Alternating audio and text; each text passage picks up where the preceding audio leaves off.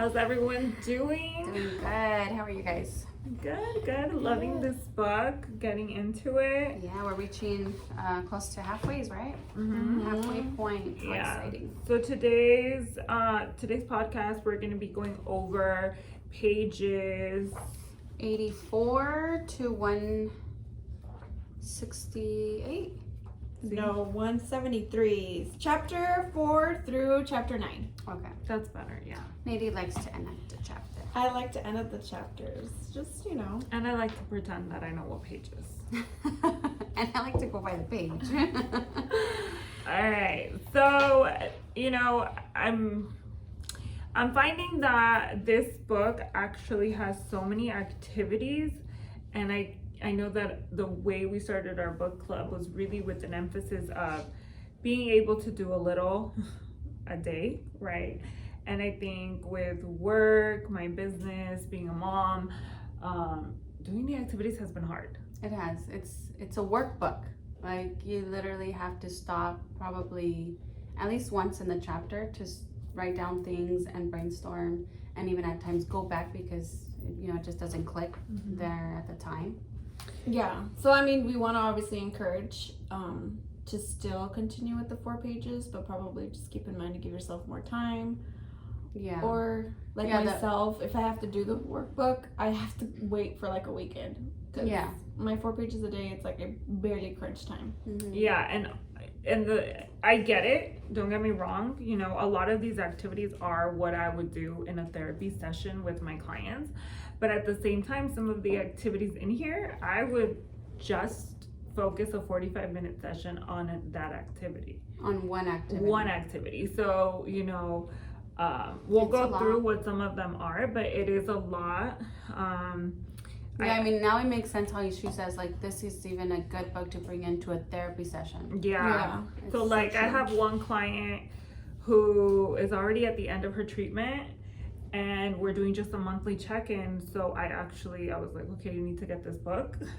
Awesome. And this is what we'll do at your monthly check-in. Oh. Because she's already at a very good place in her life. It's just kind of that extra. That's really cool. Yeah. So I do love it. I've recommended it to all my colleagues. But a lot of the activities are things that we do as therapists. But if I take 45 minutes in a session to do it, then obviously it is as work. readers need it also. Yeah. True. Would you recommend it as well for men? I would definitely. Yeah, reading it, I would. And like she says in some of her talks is, Diosa is the essence, the femininity, which humans are supposed to have both, right? The femininity inside of you and that male the males have dominance. the Dios in them? No. So you need to have the femininity, which is just that trait inside of you, but we also have the male dominance inside of us too, whether you're women or men, or right? And so, women are the strongest humans on earth, let's be honest, okay? For sure. We are Diosas.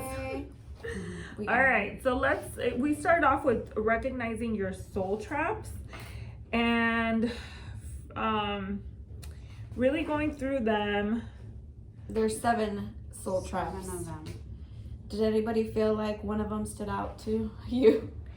Yes, the trap of being too nice. Yes. That falls with our word, right? Our shadow word. Me and Nadie. It aligns perfectly. Always being too nice, being a yes person, hard to say no, always trying to be everywhere we get invited to, and trying to always help others, sometimes leaving ourselves behind. Yep. For me, it was thinking you are too much. I think my personality is a lot, who I am is a lot, and I have ADHD, so I jump always. You guys know that I interrupt people when they're talking, and I kind of... You talk a lot. I march at the beat of my own drum, but sometimes when people are like, oh my God, growing up, it's always been something like, oh my God, it kind of holds you back, the worry, am I being too much? But now with a lot of, being a therapist and doing a lot of my self-work, I've realized that because sometimes I'm afraid of being too much, I hold back. but then it's like, well, are you giving enough of yourself to the world, right? That makes sense. So that one got me. And I think, like we said, it's really cool how it all builds on each other, right? Because if you're too much, then you start feeling like you might be unlovable. So it goes back to my shadow word. Yeah. Right? Pretty cool. I love it. Yeah, it makes sense now. Like everything's aligning from her previous soul work to the ones now. Yeah. I was also in between the self-doubt, which goes along, I think, with the number 4. Because I mean, I always question things, and then at times I always want the other person's answer first. Like, well, what do you think? What do you want? And I'm very easygoing to just go in with the flow of other things. Like, I am not too picky on certain things, but it's almost like, well, what do you want? You just pick and that's it. And I don't know if to say that I'll doubt myself, but it's just like, okay, let me just make sure I please them and just go with what their answer is. Yeah. You've come a long way, Amiga, but yeah. Well, honestly, like all of these traps hit me, and I feel like they all apply to my life. The what if is a big one too. Yeah, the what if, or the counterfeit gold one, like the one when you're chasing something, and yeah, it just got me in my feelings, which you guys know what I'm currently chasing for, which is like, am I supposed to be chasing that, or am I supposed to be working? And then it goes into the what ifs, you know. So I feel like everything just really hit me. All of these traps. I feel like I'm trapped in all of these traps right now. Yeah, I really am. Yeah. They're all really good. I mean, I think in one point in your life, everybody touches into these traps. Definitely. And it's funny because the what if, my clients with anxiety, or anyone that I know that has anxiety, and I've told you you're a little anxious, the what if is really hard for them. Like planning, because it's like living in the future. You always want to know what's next, what's coming. Yeah. Like, I need to be prepared. Right? What does Nate say? I just need to know as much information as I can. Yeah. I am such an overthinker, planner, everything. So I'm telling you, every single trap applied to me. Yeah. It really felt like it did. And I think, I mean, I don't want to share what you're going through, but I think that some of this stuff is going to hit us harder when we're actually going through a tough time, right? But it doesn't mean that it doesn't apply to you even when you're not going through a tough time. Right, and we all go through things, so eventually we'll be able to be self-aware of it and know that we are going through it. Yeah, definitely. Okay, so the soul work, move through the soul traps and learn to recognize them. So I think we went through that. Then make your own trap. That one was interesting. So this is what I mean. Yeah, the one that was like so the reason why, so the way we do this is, and this is what I was talking about, that maybe we can bring this into one of our discussions with the group, because it's a very powerful exercise, because you're taking the trap and what holds you back and you're creating it. And so it's just a very powerful tool, and I love it as a therapist. I mean, to me, it's like, let me do this with all my clients. It's awesome. But at the same time, it does take time, you know? So, I mean... Yeah, I mean, she did a whole thing with... It's really expanding your self-care. Right. Yeah, hers was intense. She got condoms and tape and wrapped it all up. Yeah, that's pretty crazy to just come up with that. It's really amazing. Like, what you would do is, like, just give someone a bunch of... different arts and crafts, or even like, we're actually doing this podcast out of an art room, right? And so where I do my consultations, we have an art room. So what we would do is just, okay, just grab anything and create. Oh, cool. And so then just whatever comes out, and so it's a beautiful exercise. That's cool. Okay, the body as a map, rewiring our system. Chapter 5. This is the coolest one. This is why I'm a therapist. So I became a therapist because just the thought that we could rewire our brain was so powerful to me, that all these traumas and all these traps, everything we go through, they wire our brain a certain way. However, it's beautiful to know that if we do the work, we can rewire it. Yeah. Which is amazing, you know? Yeah, I honestly didn't realize how our emotions are so in tune with your body, your nervous system. everything, and it's like, and it remembers, right? Like these triggers, and the craziest part is that what your brain doesn't remember, your body will.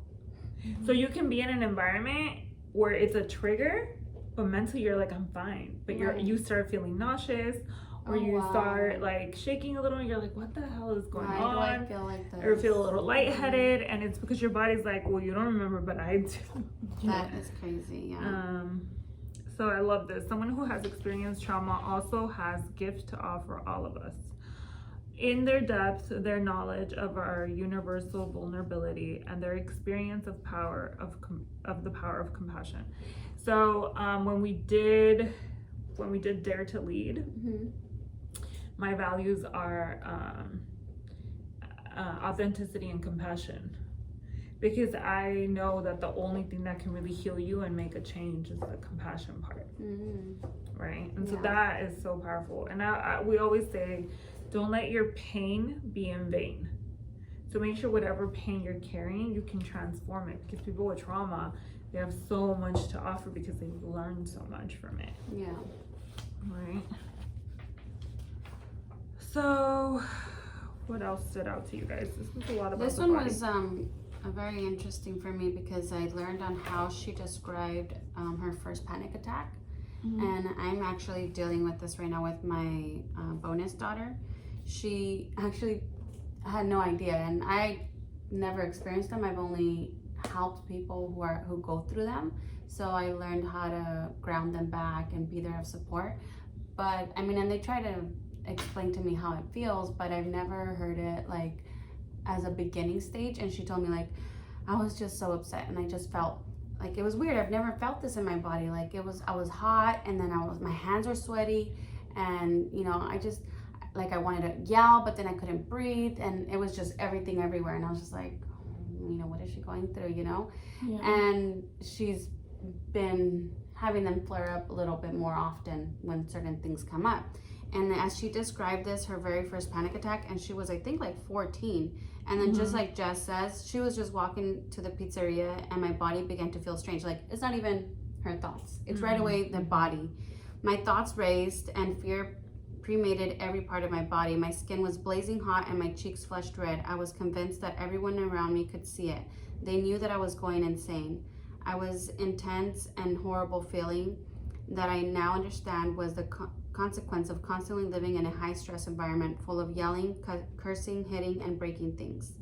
So, I mean, like, I have been sharing little clips here and there with her. So she sometimes just, hangs out with me, and I'm reading or we're talking about something. I'm like, hold that thought. Like, I have this that I just read in the book, and it's so good. And I've shared little things with her, and she's like stuck around, and I just keep reading, and she's just like, oh my God, that is so cool. And I'm like, I know. So when I came in, past this, I shared it with her, and she goes, yeah, that's exactly like how I felt. Like, it was weird. Like, I had no idea what was going on in my body. Like, I've never experienced that before.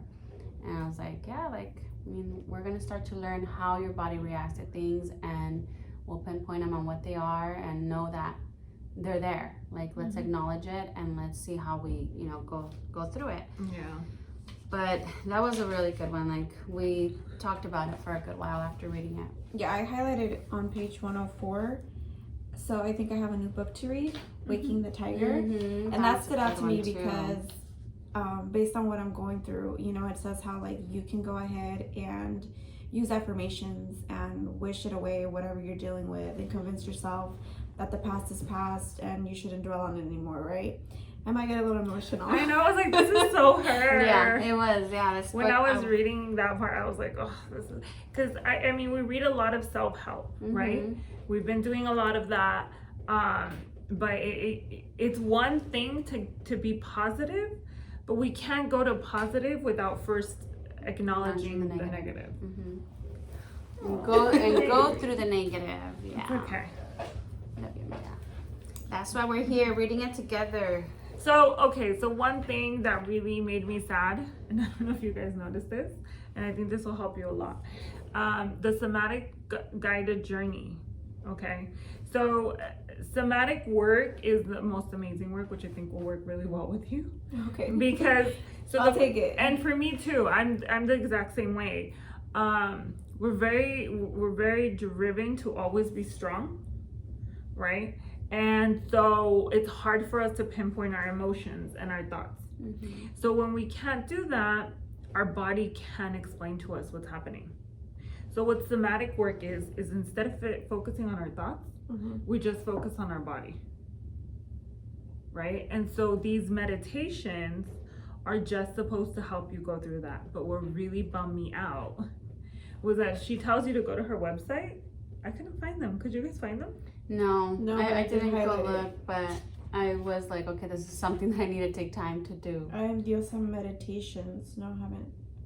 Yeah. But I think this is a different website. It's not the actual website from the Diosa. It's another website. Maybe that. Well, I went to it. To this one? Yeah. The exact link? Okay. And it's not, I couldn't find it. Maybe it's just me. But I do want to do all these meditations. And it's, I mean, you know what I was thinking too? The Audible.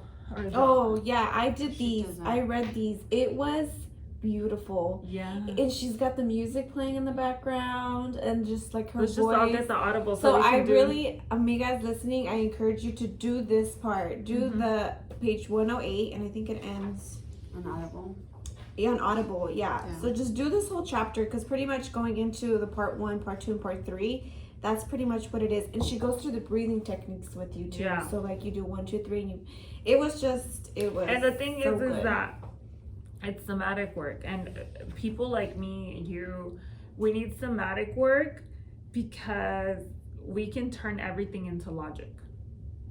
So you can tell me everything and I will tell you why. Like I can justify it, I can find reasons, like our brains go and they kind of hijack like the whole system, right? Right. Instead of allowing us to actually just say, I feel sad, it's like, well, logically speaking, this and this happened, which makes sense. This person acted this way, we justify everything. You break it down. So when we try to speak from, we try to do it like, let's say talk therapy, it's really hard for us because we can make everything make sense.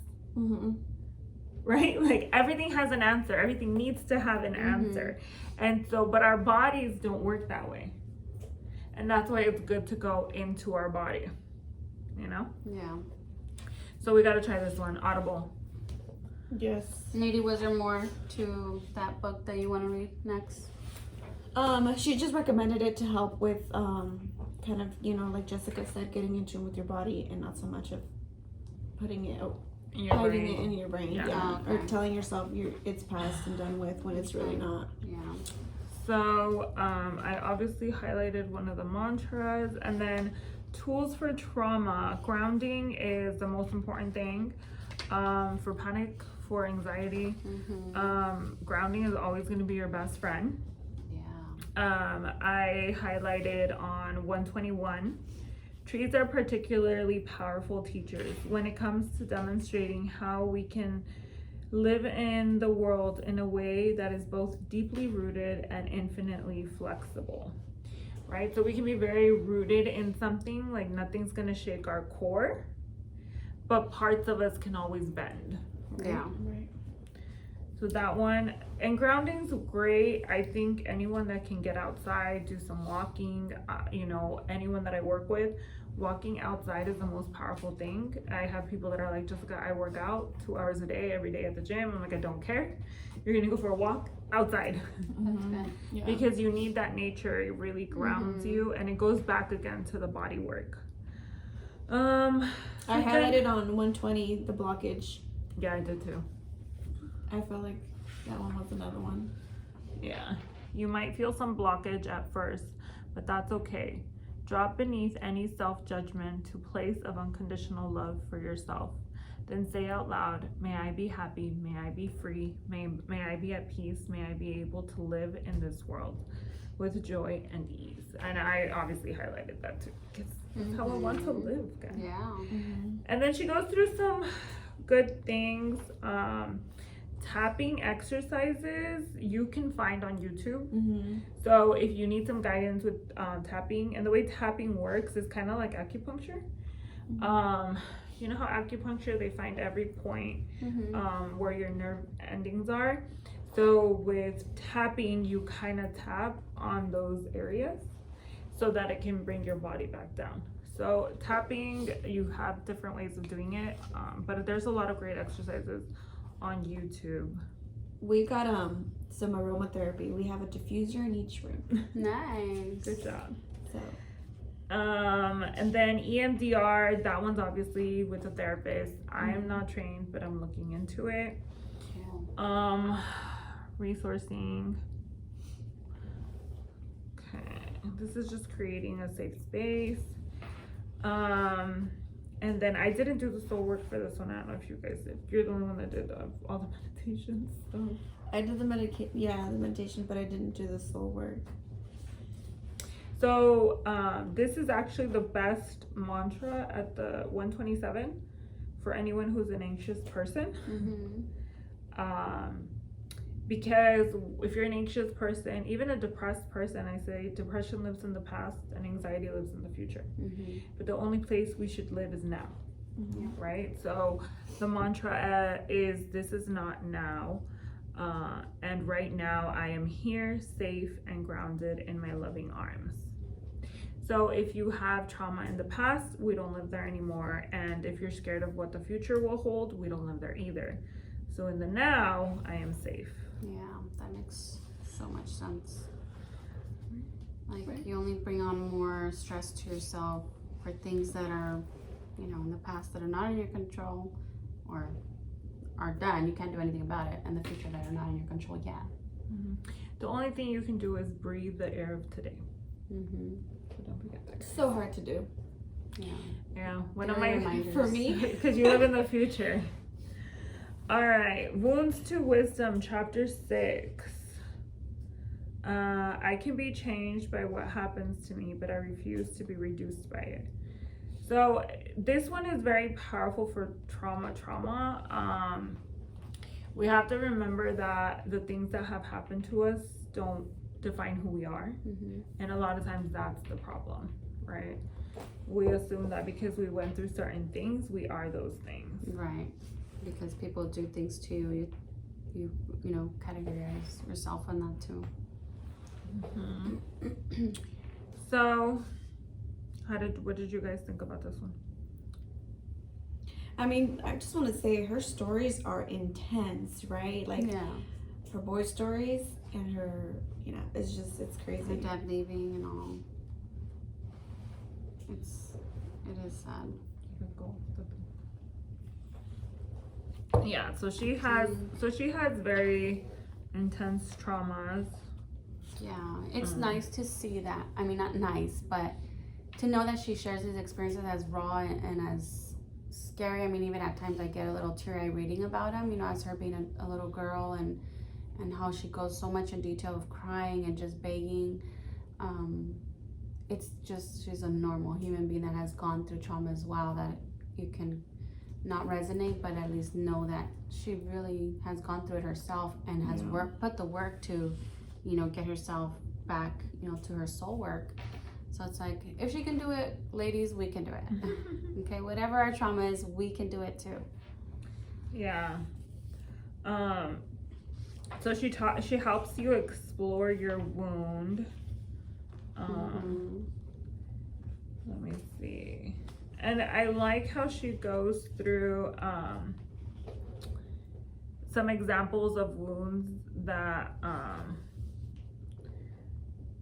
that you can change, right? Being cheated on, being left or rejected by a partner, getting an STD, being abandoned, or being abused. So like for being abandoned, to learning that I can't be abandoned, for my soul shall never forsake me. Yeah. So I mean, she has herself. She can never be abandoned. Like, remind yourself that you're there for yourself. And that's, you know, the most important thing. You're never alone. And so part of recognizing our wound, right, is once we can recognize that we can see what maladaptive strategies we use to survive. And they're never bad, but they're never great either. They're not bad because in the moment when you're going through what you're going through, if, like, let's say you're going through a really bad heartache, and in that moment you're like, screw this, you call all your girls and you go party and you binge drink, in that moment, that was what you needed. Right. But once you notice there's a pattern and you're doing it every single day for a month, then it's like, okay, this is not working anymore, right? And in that moment, it's like, okay, let me make some changes. Let me really figure out what is a healthier way of looking at this. And until you look at the wound, it's really hard to actually do the work. Yeah. True. Partying and drinking sounds way more fun. It does. And easier. Right? Yeah, right. Just not addressing it or eating. Because healing takes effort, you know.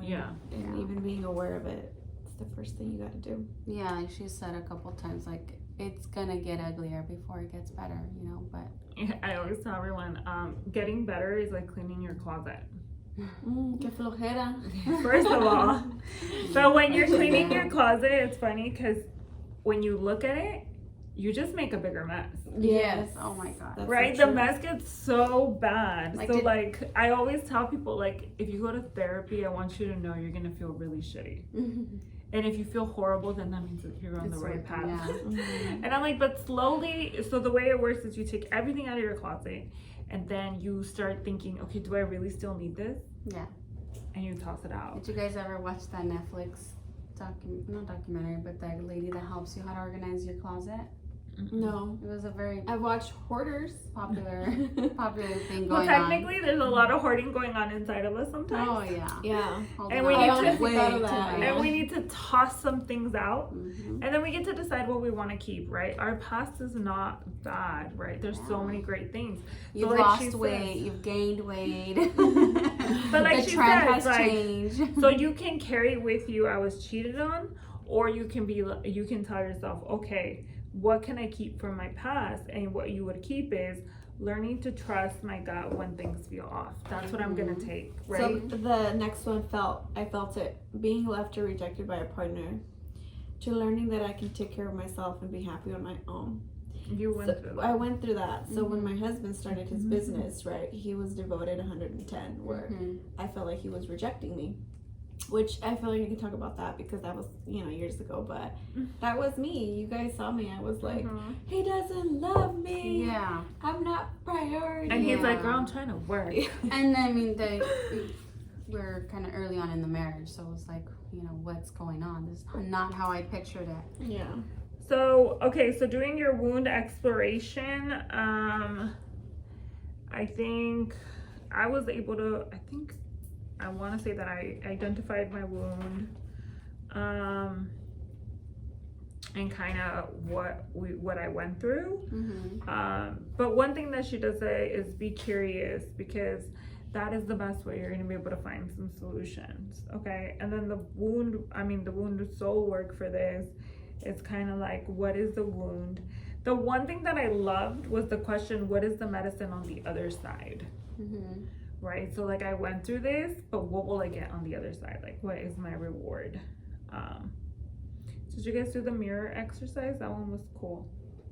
No, but I at least try to do some affirmations, and again, by looking in the mirror. So I feel like this is something that I need to do by looking in deeper and not just actually talk to Like myself. a quick glance or glare. Well, one thing that she does say is like, I don't know which one it was, but she says, if you feel comfortable, call someone that you trust and go through some of this with them, Yeah, this will be cool for us to do. Yes. So where do we want to end? Keep going. Yeah, we let's have see. to chapter 9, we said, so we're like in the middle of. So chapter 7, soul alignment is next. Yeah.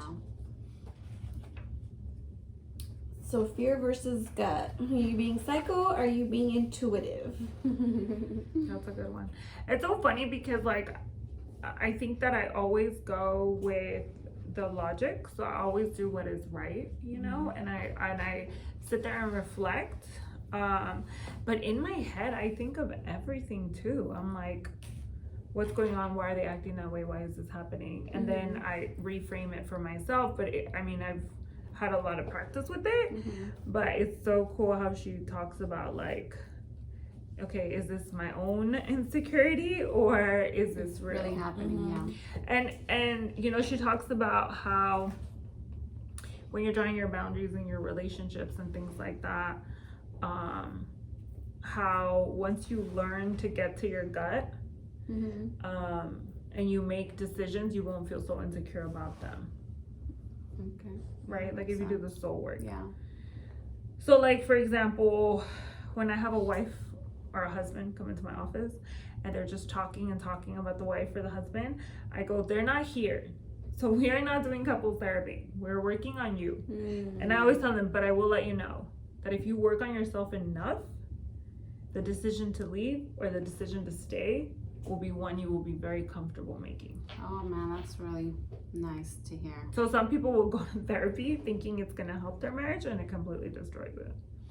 But, But in a very comfortable way. find, there's peace in that. Yeah, you they know? find the answer that makes sense to them now. Because at that point they worked on themselves and they're like, I'm not crazy. Yeah. Right. It's Most my of the gut time, about it's their own issues that they're Mhm. battling with, and just reflecting it on the other person. Yeah. That's true. Um, Yeah, it's like they say, you work on yourself and everything else aligns. mhm. Everything else will make sense. I really liked what she said on page 151. I literally just squared that whole paragraph. The middle one. Yes, like just love yourself the fuck up. Mhm. Do self-care, go to therapy, go to meetings, go get a massage, meet up with your girlfriends, take time to pray, journal, work out. And that's what we do, I found ladies. all of them. Yeah. I just need to start Honestly, the working out. I think that it's so cool because I know our journey, the three of us, where we're like, okay, we're gonna practice self-care. Like it just came out of nowhere. You know, the three of us were very busy with our lives, and you know, our friend Brianda was always like, you guys don't make time. So then we were like, okay, we're gonna put it on a calendar. Yeah. We're gonna schedule it the same way we would schedule anything else in our life. And we're gonna go to brunch and we're gonna do nothing and we're gonna hang out, and you know, and that's how it started. And it's like now self-care is like it's a priority. Like it has the same amount of leverage as our jobs. Like if you're gonna go to work, you're also gonna go to brunch. Like Yeah, exactly. I mean, now this book club too, everybody in my house knows, like, I gotta read, I gotta catch up. And they know, like, they see me reading, they're like, oh, okay, never mind, I'll come back. Yeah, we gotta fill up our cup, right? Before we pour onto others. Even as hard as sometimes for yourself, I'm like thinking, I'm behind, oh my god, I need to catch up. But once it's like a workout, once you do, you're just like, oh, I'm so glad I took the time. Like, I needed just that alone time. And, you know, sometimes that the book speaks to you is like, thank God I did, because, you know, the light bulb turned on in my head now. An answer was, you know, something was just answered. So it's helpful. It's so needed. Yep. So she talks about the process of recollecting yourself. It's normal to take on other people's shit, including their fears, desires, beliefs, etc. It's so funny because as a therapist, people always ask me if I take on people's stuff, and there are some times where, I mean, if one of my clients is a little higher risk, where I do carry it with me, but not in a way that's heavy. Like it won't drain you or stress you out. And I'll say this, I have really good boundaries. So the only person that can do this is my child. Right. And I've said that before, like, We've seen it, if it's not my child, your life, your stuff, I'm very respectful of that is not mine. You hold on to it. When it comes to my child, you guys know. Instantly broken. You guys know. I gotta go. If anything's gonna break me, but I mean, he's my baby, so if there's anyone's fears or anything that I am responsible for, it's my child, you know. But any mama bear would do. yes. Dream work. That was really cool to listen to your dreams. Honestly, I tried that. And I remember she said, even though you don't have dreams, because I often have dreams, but I have hella weird dreams. So now I'm like, fuck, what did that mean? But there's sometimes I don't remember, but I did, when I read this last night, actually, I questioned something and I went to sleep with it. And she said, pay attention, right, to the feelings and how you wake up thinking of it. And I did, and it just feels more clear. I just feel like I refuse to not really see it how it should be. Like I have those blockages, like Jessica said, but I think try it. It feels like, okay. Honestly, I like it because I am a very vivid dreamer. Yeah. So I literally, like, I have taken a day off work because like I'm going through some shit in my life, and the whole week I have dreams, but I'm in the dreams and I'm walking and I'm talking and I'm like, I'm very in my dream. So then I would wake up and I'd be like, damn, I didn't sleep, because I was so awake in my dreams that I don't sleep. Like technically my brain's like, you never slept, you know, but I've gone through like a whole week, and my dreams are so vivid and real. Like I'm in them. I can like feel myself, everything I say, everything I do. It's exhausting. It's so exhausting. You never hit that REM sleep. Yeah. I never, and it's really crazy. And so like, you know how she says, listen to your dreams. I do pay attention to the symbolism, but not enough. So like, and it's crazy because my dreams are so vivid. Yeah, you should be able to pinpoint or something. I've always thought like I want to do like training in dream work, because it's like there's so much in my dreams. Yeah.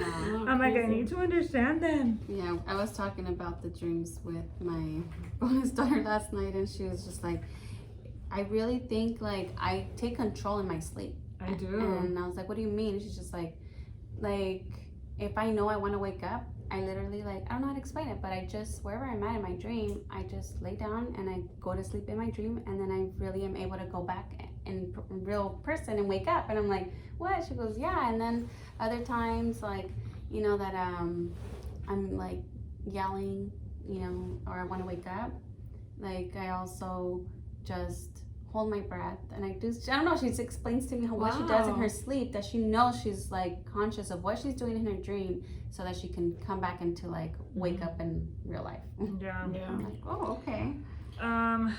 Divination.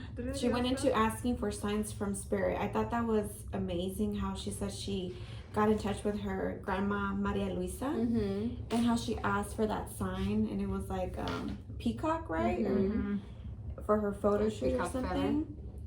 And I'm like, wow, that is amazing. Like, how do I? Honestly, my mom's always had that in my head. It's called instant gratification. I'm Catholic, so a lot of mine really has to do with like La Virgencita and Diosito, and I pray a lot. You guys know that. And my mom has always said instant gratification. Ask for something now and it'll come. And it's crazy, but it does. To me, it always does. Yeah. But okay, so 156, she said exactly what we always say. I love these God moments. And right? Jess showed us all about that. And it's really cool. Like if you want an answer, I always feel like just sit with the book and let it open and then read, and it'll give you an answer. Or you're searching for an answer, ask for it, get in your car, turn on the radio, and the song that's playing will give you an answer. Like I'm big on these. Like I believe in all of them. I used to do that with like the Bible. Oh yeah. I would just the open Bible's it up, really like, cool. tell me something, I just need an answer. The Bible is really cool because that works. Like you sit with the Bible and you just let it open and you read the verse. God talks to you. Yeah. Oh man. Sometimes we need those divine winks from spirit. We do. I call on him like crazy. I think this has pushed you more into getting into your crystals. Oh yeah. Yeah, definitely. But I mean, I think above all, crystals help you more just in tune with yourself. But the calling of God is a spiritual, and that's always been like the actual, you know, like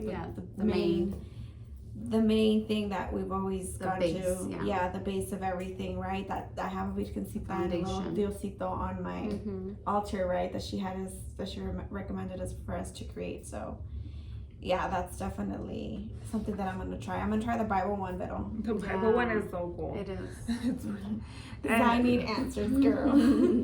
Yeah, and I think for me, like, I am a very spiritual person, and I've had extremely tough times in my life. And I think when I got injured, you know, I had my car accident and I became paralyzed. I remember always thinking like, how do people who don't have like that spiritual connection, like how do they get through these things? Because I could be alone in the hospital sleeping, you know, and I never felt alone. Oh, that's nice. Like, I can be like struggling to do a transfer or about to fall in the restroom, and I'm just like, dude, what are you doing? You know? And I'm talking to him, so I never feel alone. Yeah, like, same. So I think that, to me, spirituality is very powerful. I'm actually going through that a little bit with my teenage kids, because they've gone up and down with them saying that they don't believe in God, and then they don't know what to believe in, and then it's science, and you know, they're just tapping into that whole thing of finding themselves.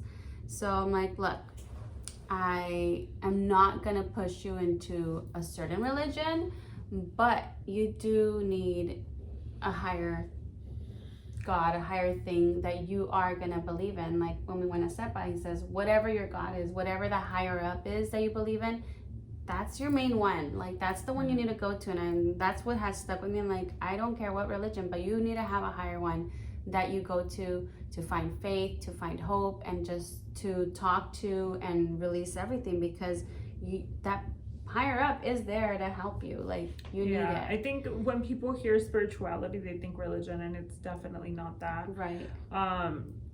It's funny because in AA they tell you, if your spiritual being is gonna be a doorknob, then make it a doorknob. Like, right? It doesn't. I don't care what it is, but just Gutierrez. know there's something in this world bigger than you. One thing that, you know, we're all, the three of us are moms. I had one mom, and she was like, well, I don't believe in anything spiritual. And I was like, you know, when you're putting your baby to sleep and she's laying there, I'm like, that love that you feel in your heart. She's like, yeah. I'm like, is there anything greater than that? And she's like, no. I'm like, there you go. And she was like, oh my God, that's so powerful. Just some people don't know how to translate things, you know? And I think it's because, I mean, whatever your experience has been with religion too, or lack thereof. If you've never, like, there's a lot of parents that, you know, will say they're a certain religion, but then never go to their congregation, never practice. So obviously your kids aren't going to be very in tune. And then, you know, I'm sorry, but I'm Catholic, and the Catholic Church has done some pretty shitty things. So to say that your child is gonna have a tough time with religion, yes, but spirituality is very important. You know, whatever it is, if it's a doorknob, make it a doorknob.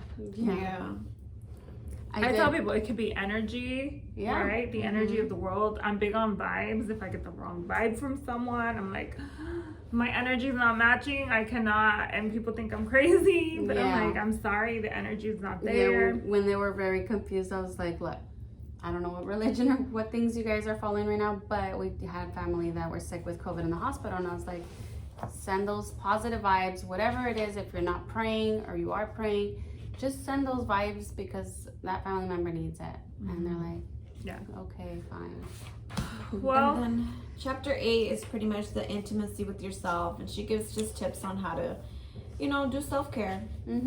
I felt like that was the main part of that chapter, and the baths. Do we want to end it there just because it's 160 already? Yeah. So let's just end it there, and we'll go into that more next time. But if you guys haven't caught up with your reading, we do have an extra week at the end of the book to catch up. We hope that by listening to some of our feedback on what we've read, that you guys, you know, feel inspired to read or to do some of this work on your own.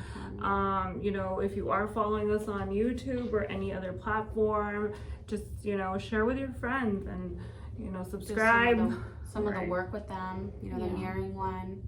That would be really cool. And I mean, we've always said this also, like sometimes you're not going to understand it, but once your friend reads it or is reading along with you, is going to understand it and call you out on it.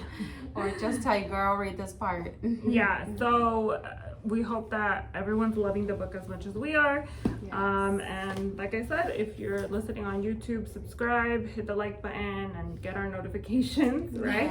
If you checked out the website for Christine, let us know how it's going for you guys and what you guys used.